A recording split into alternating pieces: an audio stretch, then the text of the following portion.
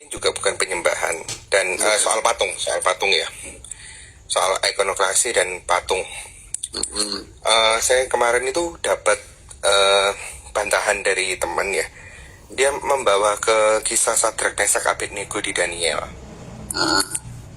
Nah itu kan memang tertulis di sana itu kenapa kalian tidak menyembah patung yang didirikan Nebukadnezar itu ya. Nah di situ menyembah patungnya loh. Nah pada saat itu saya masih belum bisa mendapatkan jawabannya sih.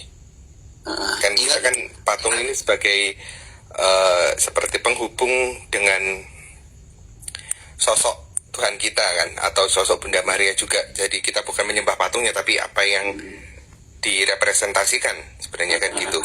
Benar sekali. Tapi ketika saya dapat bantahan seperti ini, karena saya masih belum mendapatkan argumentasi yang kuat untuk soal ini, mungkin Pater bisa ingat, Nebukadnezar orang mana?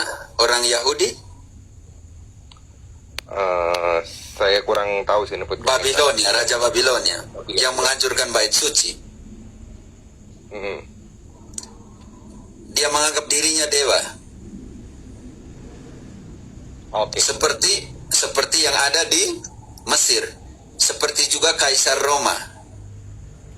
Pada zaman itu menganggap dirinya Tuhan, maka dia menyuruh membuat patung untuk menyembah dia. Itu sangat berbeda ketika di dalam kitab suci tidak omong tentang ornamen liturgis. Makanya di situ harus dibedakan antara siapakah Nebukadnezar, Filius. Nebukadnezar itu bangsa paganisme, bangsa Babilonia. Dia menganggap dirinya dewa. Seperti apa yang terjadi ketika keruntuhan bait suci tahun 70, ketika Kaisar Romawi memaksa untuk meletakkan patungnya di dalam bait suci di Yerusalem. Dan itu menjadi pukulan terbesar untuk orang Yahudi. Karena Kaisar itu Allah atau tidak? Tidak. Itu sama ketika Nebukadnezar memaksa diri kepada memaksakan orang Israel untuk sembah di patung. Sekarang sangat berbeda kalau kita kaitkan dengan patung di dalam kitab suci. Yang harus kita bedakan itu antara berhala dan ornamen liturgis. Di dalam bahasa Yunani, Ibrani, dua kata yang sangat berbeda. Ketika Allah mengatakan jangan membuat berhala, dia gunakan kata pesel yang selalu dikaitkan di sini oleh Protestantisme. Walaupun mereka banyak patung ikan, patung Yesus, patung apa, tetapi ketika mereka menentang Katolik, mereka bilang patung. Ini menjadi kelucuan terbesar kan, Om Filius? Oke. Pendasaran mereka ada di Keluaran 20 ayat 4.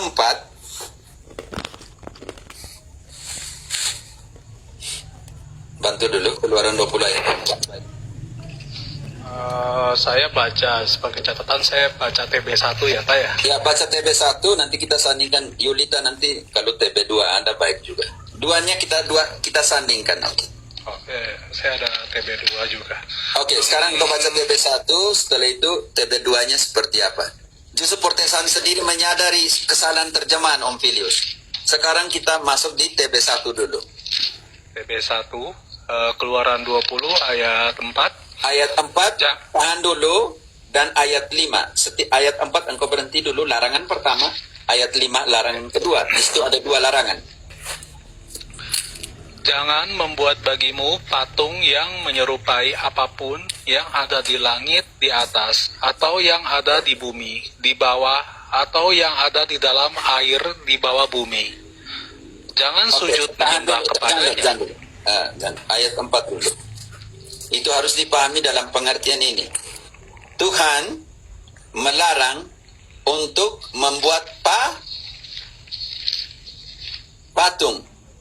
Om Filius, engkau mengerti larangan pertama adalah larangan untuk tidak membuat patung. Ini penting sekali.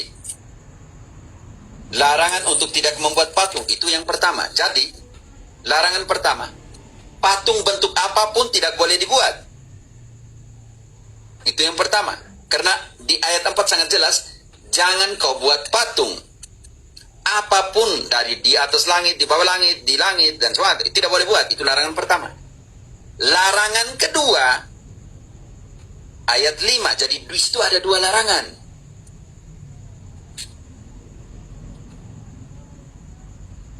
Silakan Askar. Oh, apa saya... Jangan dulu, kita baca ayat 5 dulu lagi. Oke. Thomas cepat dong. Oke. Jangan sujud menyembah kepadanya atau beribadah kepadanya, sebab aku, Tuhan Allahmu, adalah Allah yang cemburu, yang membalaskan kesalahan bapa kepada anak-anaknya, kepada keturunan yang ketiga dan keempat dari orang-orang yang membenci aku. Oke, artinya di sini dua larangan itu. Larangan pertama, jangan buat patung apapun. Larangan kedua, jangan sembah itu. Kalau Protestan konsekuen dengan dua ayat itu, harus mengerti bahwa dua ayat patung itu siapa punya. Ayat 3-nya harus dibaca.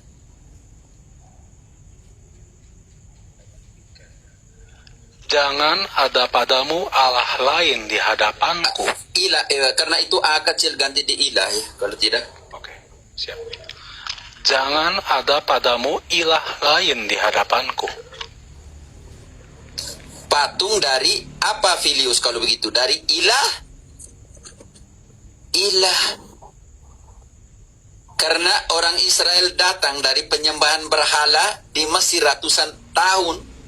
Karena itu Dekalog, 10 perintah Allah, adalah transformasi orang Allah kepada orang Israel ketika mereka datang dari ratusan tahun penyembahan berhala di Mesir. Maka untuk mempurifikasi, kamu jangan lagi mengulangi apa yang kamu hidupi di Mesir. Karena Dekalog itu lahir dari situasi orang Israel di Mesir. Ketika kursus kitab suci, ketika beberapa bulan lalu, untuk Epifani, saya jelaskan kitab Keluaran dan bagaimana Dekalog itu dibentuk. Ini penting sekali.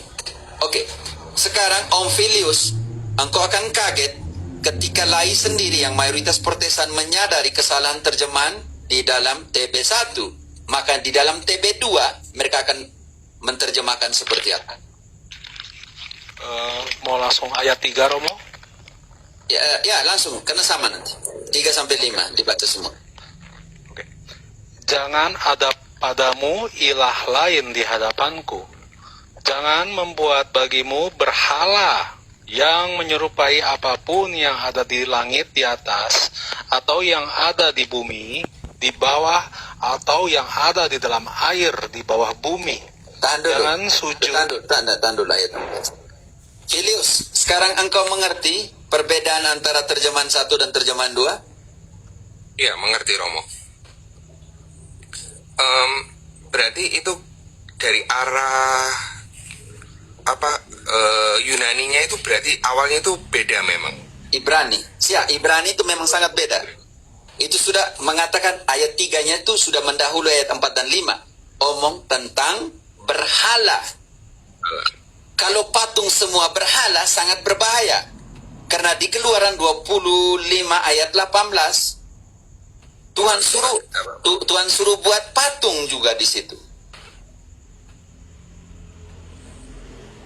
Keluaran 25 ayat 18. Dan haruslah kau buat 2 kerub dari emas. Kau buatlah itu dari emas tempaan pada kedua ujung tutup pendamaian itu. Lanjut. Dan dari mana Allah akan berbicara? Dari kedua patung itu atau tidak? Buatlah satu kerub pada ujung sebelah sini dan satu kerub pada ujung sebelah sana. Seiras dengan tutup pendamaian itu, kamu buatlah kerub itu di atas kedua ujungnya.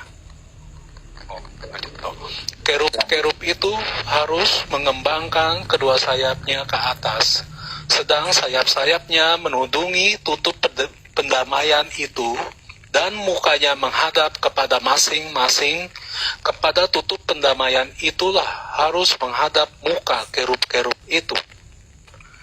Haruslah kau letakkan tutup pendamaian itu di atas tabut, dan dalam tabut itu engkau harus menaruh loh hukum yang akan kuberikan kepadamu. Lanjut. Dan di sanalah aku akan bertemu dengan engkau. Dan dari atas tutup pendamaian itu, dari antara kedua kerub yang di atas tabut hukum itu, aku akan berbicara dengan engkau tentang segala sesuatu yang akan kuperintahkan kepadamu untuk disampaikan kepada orang Israel. Tahan dulu. Om Phineas, engkau lihat ini. Dari kedua kerub itu, dari kedua patung itu, patung kerub itu aku akan berbicara. Apakah di ruang ini di ruang Maha Kudus loh? Dan Tuhan tadi bilang, dari kedua kerub itu aku akan berbicara kepadamu Musa. Dengan demikian Tuhan itu suruh membuat patung kerub itu. Tuhan mengajak orang untuk menyembah berhala. Apalagi dia bilang dari antara kedua kerub itu aku akan berbicara kepadamu.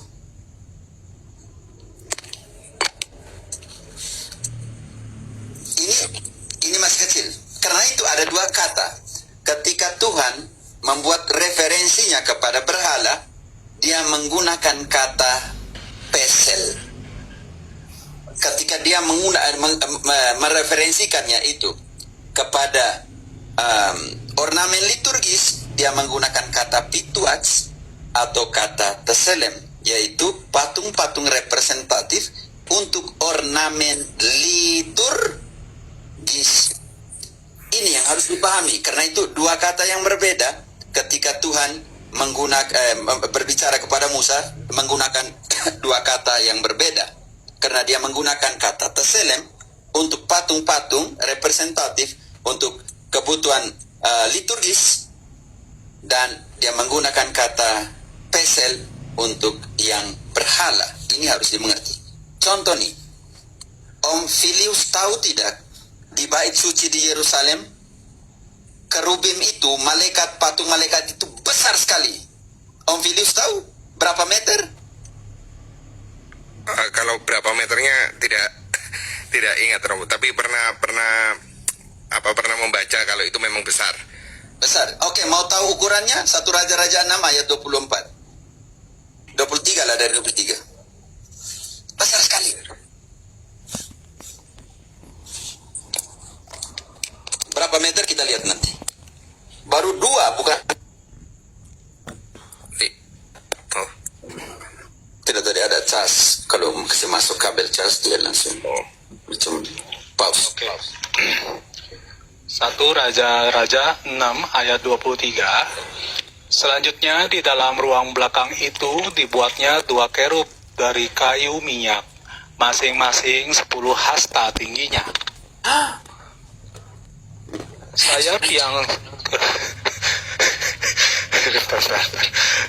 Sayap yang satu dari kerub itu 5 hasta panjangnya, dan sayap yang lain juga 5 hasta. Sehingga dari ujung sayap yang satu sampai ke ujung sayap yang lain 10 hasta panjangnya. Juga kerub yang kedua adalah 10 hasta panjangnya. Dan kedua kerub itu sama ukuran dan sama potongan badannya. Tinggi kerub yang satu 10 hasta, dan kemudian juga kerub yang kedua. Maka ditaruhnyalah kerub-kerub itu di tengah-tengah ruangan yang di sebelah dalam sekali. Kerub-kerub itu mengembangkan sayapnya, sehingga kerub yang satu menyentuh dinding dengan sayapnya, dan kerub yang kedua menyentuh dinding yang lain. Sedang sayap-sayap yang arah ke tengah rumah itu bersentuhan ujungnya. Oke, cukup. Filius. Kalau seandainya Protestan hidup pada zaman orang Yahudi dan Yesus yang setiap kali masuk ke rumah bait suci, Protestan akan melihat patung-patung. Hasta ini berapa ya, Romo? Hasta itu satu hasta itu 45 cm. 10 hasta 4,5 meter. Tingginya 4,5, lebarnya 4,5. Engkau tinggi berapa, Filius? 1 meter 1,7. Berapa kali lipat engkau kalau begitu? 3 kalian ya. 3 kali lipat. Ketika orang masuk orang masuk bait suci tidak akan melihat itu. Pastinya melihat ya. Oke, sekarang bukan hanya di situ, di pintu dilaburi emas kepada kerup-kerup itu jadi patung. Ayat 32. Thomas. Ya Romo, sorry, ke konsep. Raja-Raja 6. 26. 32. Sorry, ke konsep. Ia mendirikan tembok pelataran dari 3 jajar batu pahat dan dari 1 jajar balok kayu aras. Dalam tahun yang keempat dan bulan Satu raja-raja engkau baca berapa itu? 1 Raja-Raja 6, 3, 4. 32. Engkau tadi bagaimana? 32. Ayat 32. Pada kedua daun pintu yang dari kayu minyak itu, ia mengukir gambar kerub, pohon kurma, dan bunga mengembang. Dan apa yang dilapisi? Kemudian dilapisinya dengan emas. Juga pada kerub dan pada pohon kurma itu disalutkannya emas. Om Filius, ketika orang lihat pintu bait suci, ada patung tidak? Ini ukiran gambar ya berarti ya? Baru ditempel dengan emas, ditaruh, Benar. dilaburi. Oke. Kalau Sekarang mungkin bilangan. seperti kalau saya lihat mungkin seperti kayak ikon ya, ikon yang timbul relief gitu ya. Iya, Kalau relief. saya baca ini Iya, begitu. timbul. Sekarang Tuhan suruh buat patung emas, patung ular tembaga. Bilangan 21 ayat 89.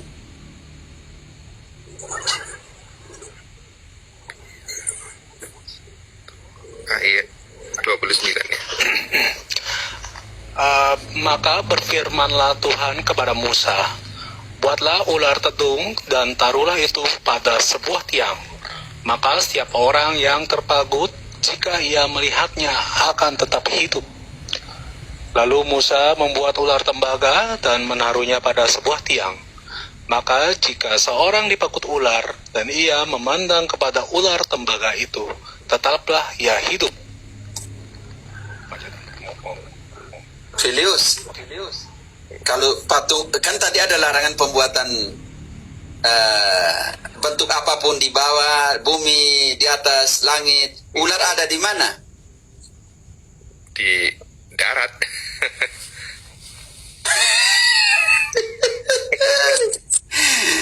Tuhan bilang suruh buat patung ular, bagaimana? Maka ketika itu digunakan sebagai ornamen liturgis, karena ketika mereka berdoa dan melihat, mereka disembuhkan. Oke, ini penting sekali. Sekarang engkau pasti heran, 1 Samuel 6 ayat 1-5. Ketika bangsa-bangsa asing di sekitar orang Israel, bangsa Israel ingin mengembalikan tabut perjanjian, karena daerah di situ diserang oleh hama tikus di kota-kota raja-raja yang ada di sekeliling itu, mereka minta bantuan kepada orang Israel dan tabut perjanjian dibawa ke sana. Tetapi sekarang mereka harus kembalikan tabut perjanjian itu ke orang Israel. Tuhan bilang, kalian pulangkan, tetapi jangan pulangkan kosong. Nanti pulangkan dengan apa? 1 Samuel 6 ayat 1-5.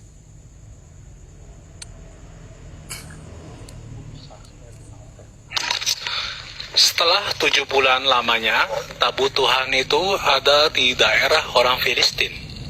Maka orang Filistin itu memanggil para imam dan para petenung, lalu berkata kepadanya, apakah yang harus kami lakukan dengan tabut Tuhan itu? Beritahukanlah kepada kami bagaimana kami harus mengantarkannya kembali ke tempatnya. Lalu kata mereka, apabila kamu mengantarkan tabut Allah Israel itu, maka janganlah kamu mengantarkannya dengan tangan hampa, melainkan haruslah kamu membayar tebusan salah kepadanya. Maka kamu akan menjadi sembuh dan kamu akan mengetahui mengapa tangannya tidak undur daripadamu. Sesudah itu bertanyalah mereka, apakah tebusan salah yang harus kami bayar kepadanya? Jawab mereka, menurut jumlah raja-raja kota orang Filistin, 5 borok emas dan 5 tikus emas, sebab itulah yang sama menimpa kamu sekalian dan raja-raja kotamu. Jadi buatlah gambar borok-borokmu dan gambar tikus yang merusak tanahmu, dan sampaikanlah hormatmu kepada Allah Israel. Mungkin ia akan mengangkat daripadamu, daripada Allahmu, daripada ilahmu, dan daripada tanahmu, tangannya yang menekan dengan berat. Filius, bagaimana mungkin Tuhan suruh buat patung tikus 5 lagi dari setiap raja-raja kota? Dan ini 5 borok emas itu, borok itu apa ya, Pak? Borok itu bongkahan yang dijadikan patung emas, patung tikus. Engkau baca baik-baik itu. Bongkahan emas yang dijadikan patung tikus lagi. Kembalikan 5 borok emas dan 5 tikus emas. Bayangkan. Berarti Tuhan salah dong di sini, Filius. Dia suruh kembalikan tabut perjanjian, tetapi dengan 5 patung tikus, supaya jangan lagi terjadi hama tikus di sana. Berarti Tuhan suruh buat patung tikus ini salah dong. Untungnya Protestan tidak hidup pada zaman itu. Kalau tidak, orang Israel usir mereka dari sana. Sekarang, berapa kali Yesus masuk bait suci? Tadi sudah kerubim, sudah ukiran di pintu, kerubim besar. Sekarang Yesus masuk bait suci itu berapa kali? Contoh paling kecil. Di sana dia suruh tumbangkan semua patung-patung kerub di situ, karena itu berhala. Atau dia tumbangkan meja-meja para penukar uang. Ini Yohanes 2. Setelah, ingat teman-teman, setelah, penting sekali, Yesus masuk ke bait suci. Secara logika kerubim semua ada di sana. Tetapi yang Yesus tumbangkan itu apa? Nanti ada hubungan dengan berhala spiritual dalam perjanjian baru. Yohanes 2 ayat 13 sampai dengan 16 omong tentang itu. Ketika Yesus setelah selesai membuat mujizat pertama di dalam Yohanes 2 itu 1 sampai 11 mujizat pertama, sekarang ayat 13 sampai dengan 16 dia ke Yerusalem, dia ke bait suci, dan dia temukan apa di sana? Silakan. Yohanes 2:13 mulai. Ketika hari raya Paskah orang Yahudi sudah dekat, Yesus berangkat ke Yerusalem. Dalam bait suci didapatinya pedagang-pedagang lembu, kambing, domba, dan merpati, dan penukar-penukar uang duduk di situ. Ia membuat cambuk dari tali, lalu mengusir mereka semua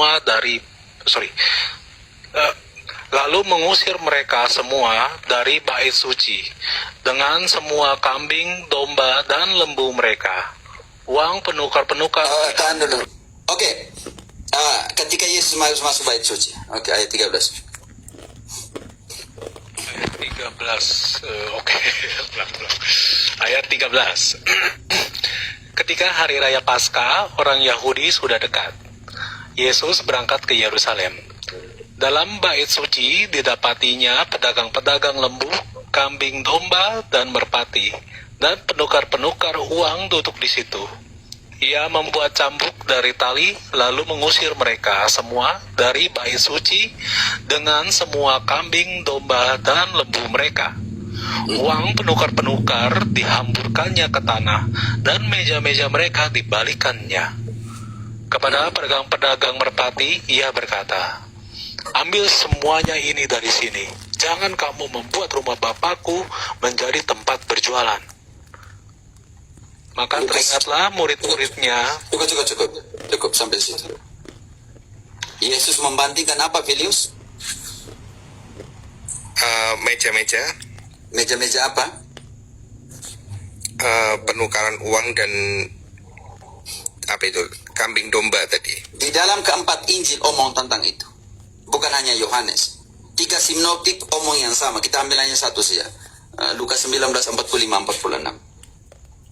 Dan teman-teman lain bilang sinoptik tentang Yesus membalik bolakan meja-meja penukar uang. Nanti kita lihat uang itu apa. Lukas berapa tadi, Romo? Lukas 19 ayat 45-46. Lalu Yesus masuk ke bait Allah dan mulailah ia mengusir semua pedagang di situ. Katanya kepada mereka, ada tertulis rumahku adalah rumah doa, tetapi kamu menjadikannya sarang penyamun. Kenapa sarang penyamun, Filius? Tadi ingat telah dijelaskan tadi oleh Yohanes bahwa meja-meja penukaran uang. Penukaran uang. Uang itu adalah apa? Definisi. Uang itu adalah apa? Mamon. Secara biblis. Mamon. Akar dari semua kejahatan. 1 Timotius 6 ayat 10. Dengar baik-baik Protestantisme.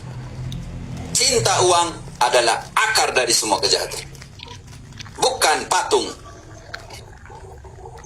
Karena akar segala kejahatan ialah cinta uang.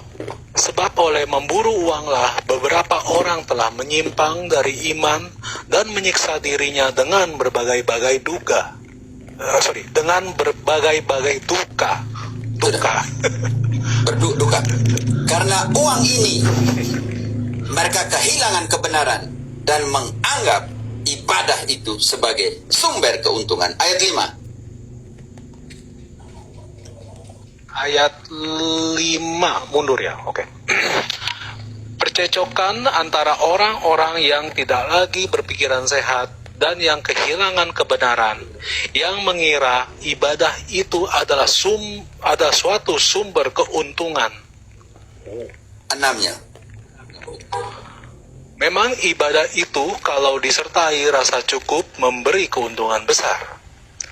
Sebab kita tidak Ya. Sebab kita tidak membawa sesuatu apa ke dalam dunia dan kita pun tidak dapat membawa apa-apa keluar. Asal ada makanan dan pakaian cukuplah. Ada makanan dan pakaian itu sudah cukup. Kenapa? Karena semua yang mau cari kekayaan, ayat 9-nya. Tetapi mereka yang ingin kaya terjatuh ke dalam pencobaan, ke dalam jerat dan ke dalam berbagai-bagai nafsu yang hampa dan yang mencelakakan, yang menenggelamkan manusia ke dalam keruntuhan dan kebinasaan.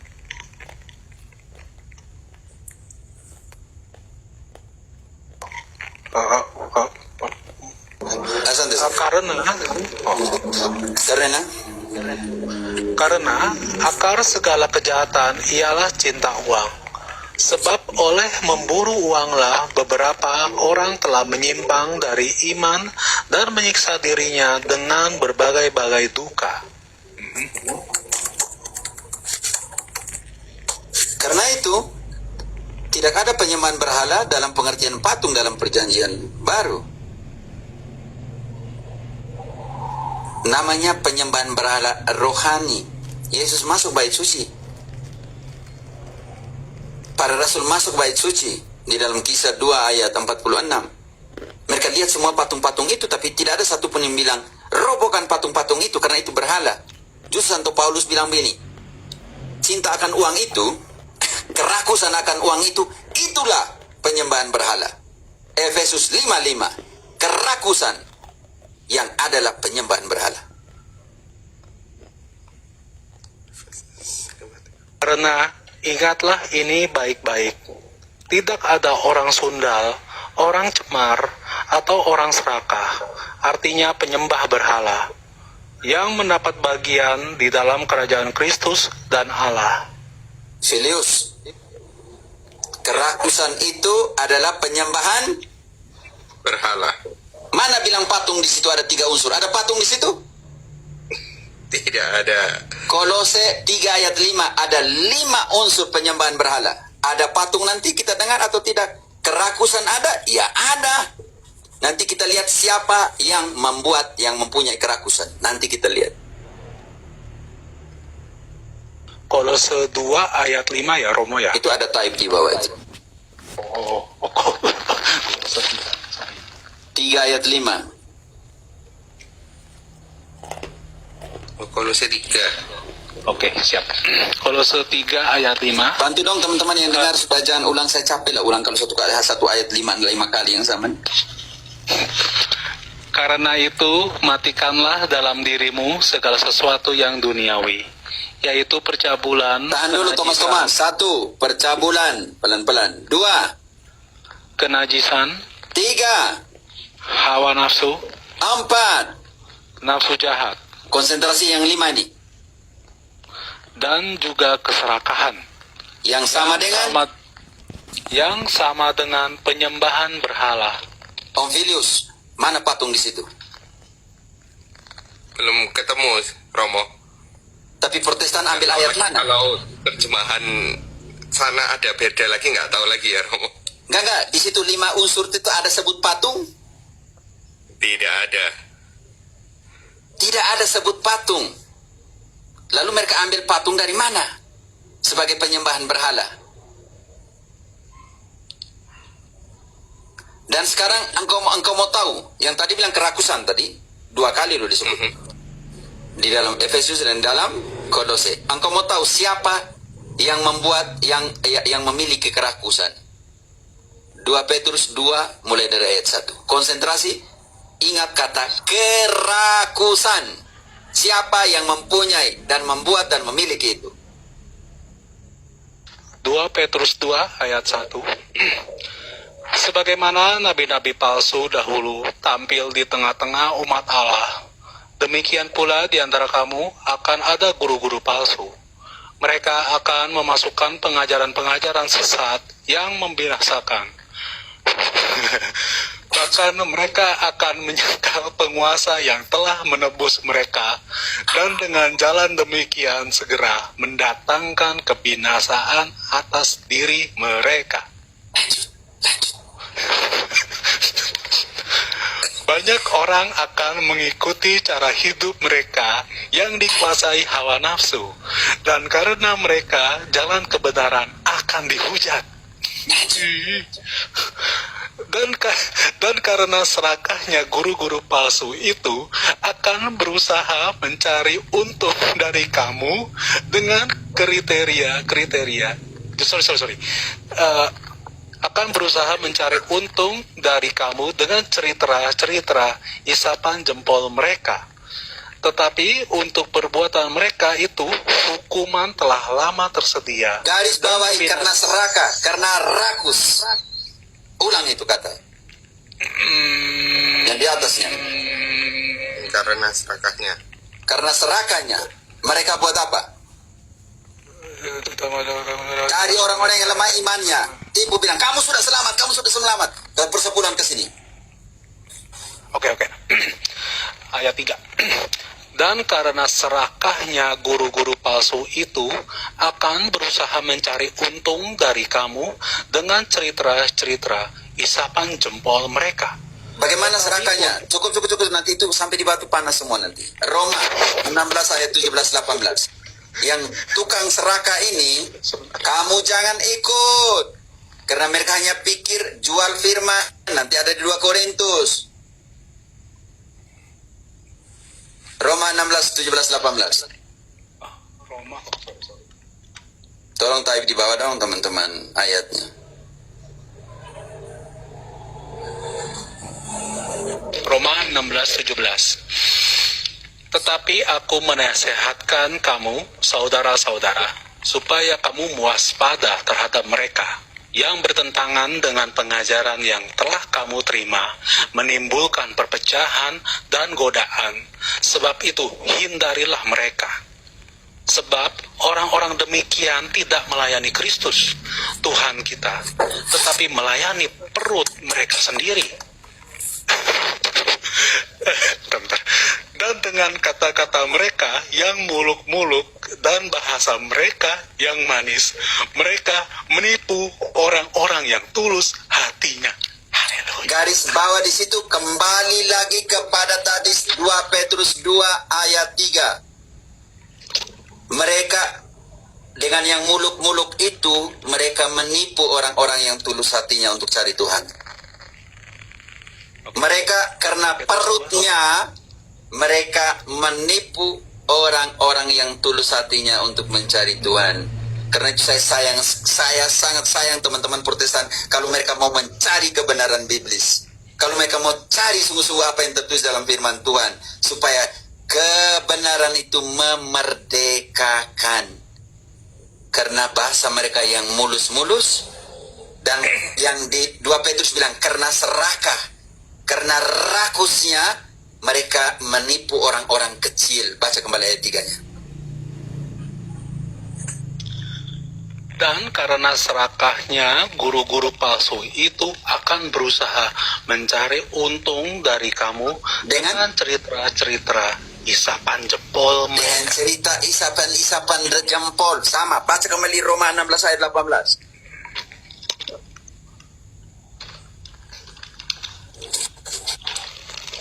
Oke. Roma 16:18. Sebab orang-orang demikian tidak melayani Kristus, Tuhan kita, tetapi melayani perut mereka sendiri. Dan dengan kata-kata mereka yang muluk-muluk dan bahasa mereka yang manis, mereka menipu orang-orang yang tulus hatinya.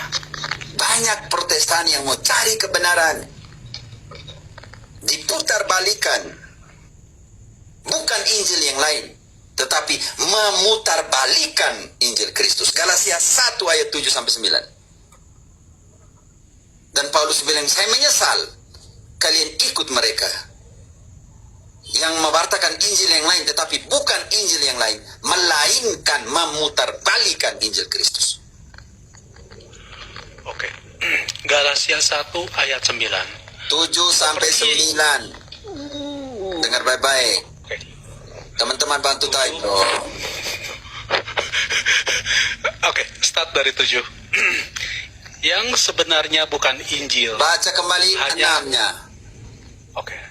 Aku heran bahwa kamu begitu lekas berbalik daripada Dia yang oleh kasih karunia Kristus telah memanggil kamu dan mengikuti suatu Injil lain yang sebenarnya bukan Injil. Hanya ada orang yang mengacaukan kamu dan yang bermaksud untuk memutarbalikkan Injil Kristus. Tahan dulu. Tetapi Yang sebenarnya bukan Injil yang lain, melainkan yang bermaksud memutarbalikan Injil Kristus. Lanjut.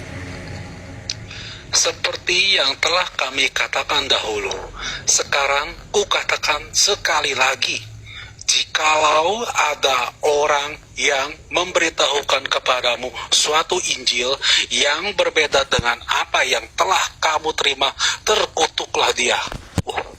Puas banget ya. 9-nya. 9, ya tadi.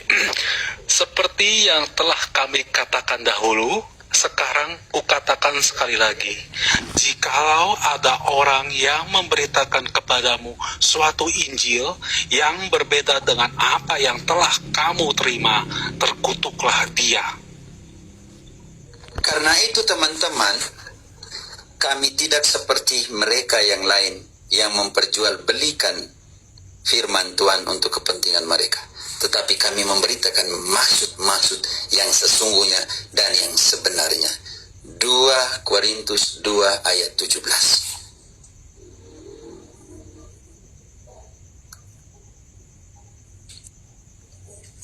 Korintus 2:17.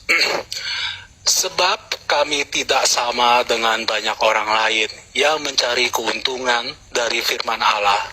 Sebaliknya dalam Kristus kami berbicara sebagaimana mestinya dengan maksud-maksud murni atas perintah Allah dan di hadapannya.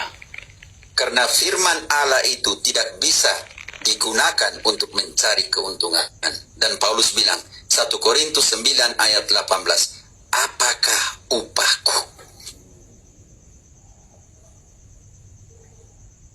demikian, apakah upahku?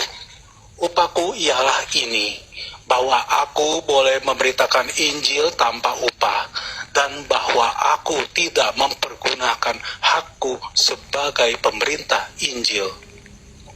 Upahku adalah mewartakan Injil, Filius, tanpa apa?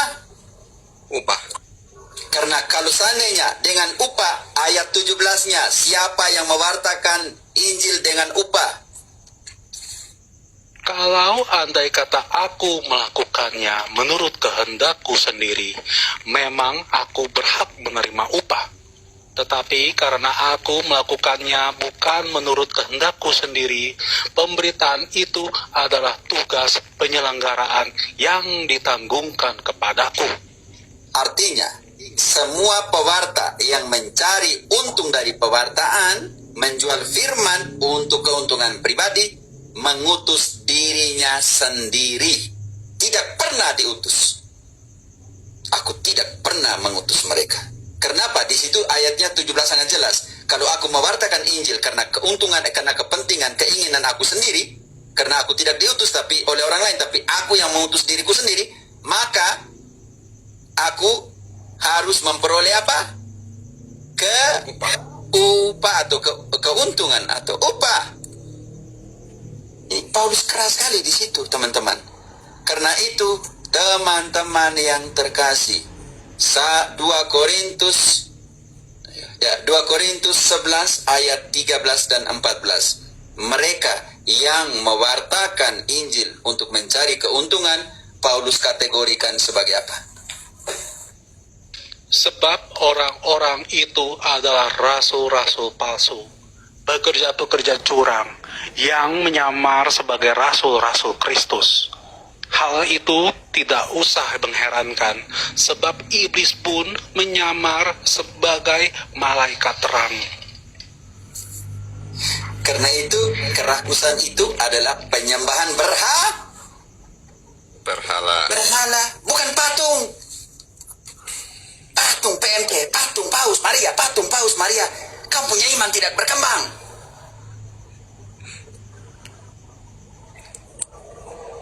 Benar, itu saya pun ketika masih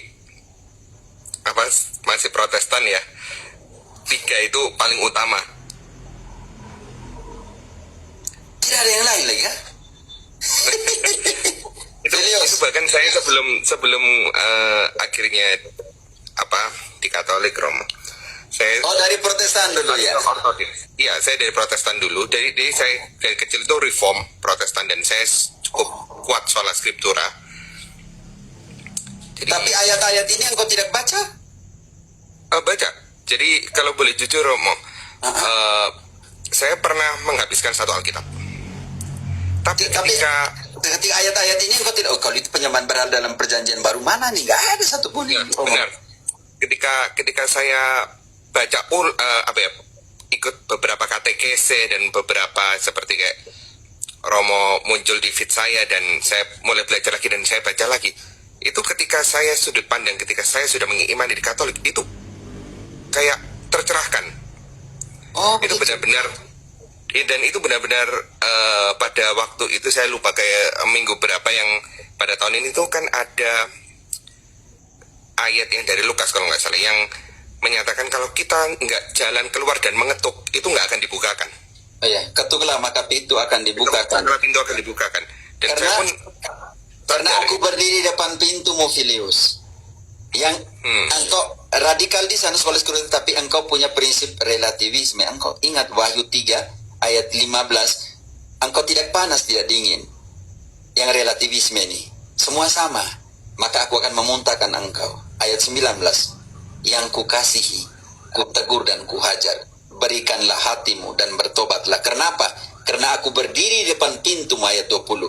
Mengetuk barang siapa yang mendengarkan suaraku dan membukakan pintunya, maka aku akan masuk dan berjamu dengan engkau. Itu memang benar, Pater. Karena saya dari awal kalau kayak Tuhan memang tidak memberikan itu, nggak terbuka ini juga pikiran, karena saya juga tidak mencari apa yang kebenaran itu. Tapi ketika saya benar-benar mencari kebenaran, seperti apa ya, kalau saya sih kadang beberapa kali itu lihat apa Romo Patris, dia selalu ngomongkan veritas liberavit vos, dan itu ya memang benar sih. Dan sekarang apa yang dari dulu kecil saya banyak hal yang masih saya pertanyakan, pelan-pelan semua ini terjawab sekarang. Seperti yang saya barusan tanya ini, sebenarnya saya kan hanya merasa saya sudah bisa menerima soal patung apa itu bukan masalah bagi saya, cuman saya kan butuh kejelasan untuk berapologet ya mungkin ya ke orang kalau misalnya saya ditanya. Tapi ini saya mendapatkan jauh lebih daripada itu sih, Father. Thank you. Ingat bahwa Yesus ketika dia harus membayar pajak, dia tanya kan, gambar dan tulisan siapa pada mata uang itu? Apa kata Yesus? Apa kata Yesus?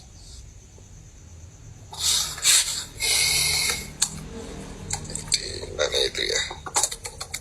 Tidak, apa kata? Kalau engkau pernah dengar, Yesus tanya, tunjukkanlah mata uang itu, gambar dan tulisan siapakah itu? Apa kata para rasul? Ayo teman-teman. Yang penguasa kan ya, penguasa. Ya, ketika mereka harus bayar pajak, Yesus tanya, mereka tanya, apakah kami harus membayar pajak kepada kaisar?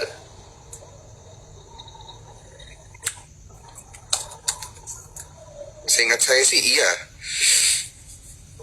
Ya, apa kata Yesus? Tanyanya, tunjukkanlah mata uang itu, gambar dan tulisan siapakah itu? Masih ingat nggak itu? Ayat itu. Kalau partikelnya nggak ingat.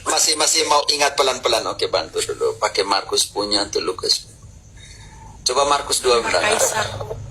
Ya, kita pakai ayatnya langsung Markus 12.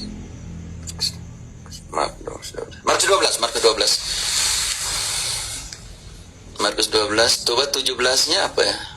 Ya, sekitar itulah. Markus 12:17. Coba. Lalu kata Yesus kepada mereka, berikanlah kepada kaisar apa yang wajib kamu berikan kepada kaisar, dan kepada Allah apa yang wajib kamu berikan kepada Tunggu. Allah. Itu sudah tujuan, itu sudah terakhir. Engkau pulang kembali dari 13-nya kalau tidak salah. 13 atau 12? 13.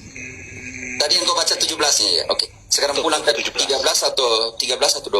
13. Coba start dari 13. Kemudian disuruh beberapa orang Farisi dan Herodian kepada Yesus untuk menjerat dia dengan suatu pertanyaan. Orang-orang itu datang dan berkata kepadanya, Guru, kami tahu engkau adalah seorang yang jujur, dan engkau tidak takut kepada siapapun juga, sebab engkau tidak mencari muka, melainkan dengan jujur mengajar jalan Allah dengan segala kejujuran. Apakah diperbolehkan membayar pajak kepada kaisar atau haruskah? Thomas Toring. Yulita bantu dulu. Thomas Toring. Waduh, Toring. Coba hidupkan kembali. Thomas, hidupkan kembali mic-mu. Thomas, hidupkan kembali mic-mu. Ya. Tadi Toring, oke.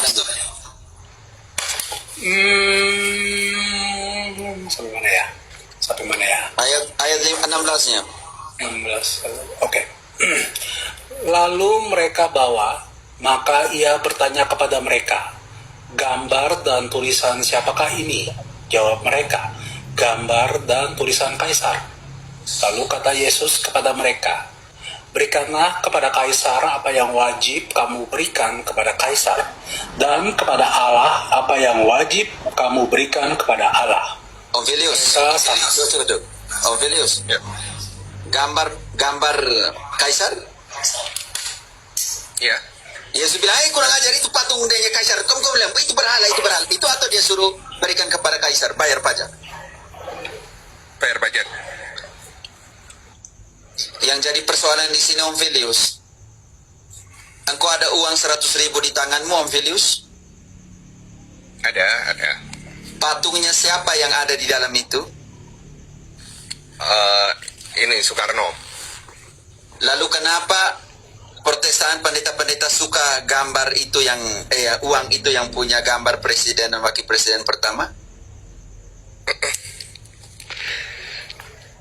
Iya. Kalau semua gambar kan gambar dan patung, karena dalam bahasa imahen akhirnya semua gambar patung, semua yang gambar-gambar itu tidak boleh dimiliki. Yang larangan keluaran 20 ayat 4. Lalu pertanyaan saya, lalu kenapa gambar itu yang ada foto orang punya itu memang dijaga, disukai, Om Filius? Bukankah itu kontradiksi? Kontradiksi banget sih. Menentang patung yang ada di gereja, tetapi patung yang ada di mata uang itu dicium. Itu. Aduh, syukur kepada Allah. Sebagai ex-Protestan paham banyak kontradiksinya sih. Kalian tahu betul itu sebagai ex-Protestan. Oke.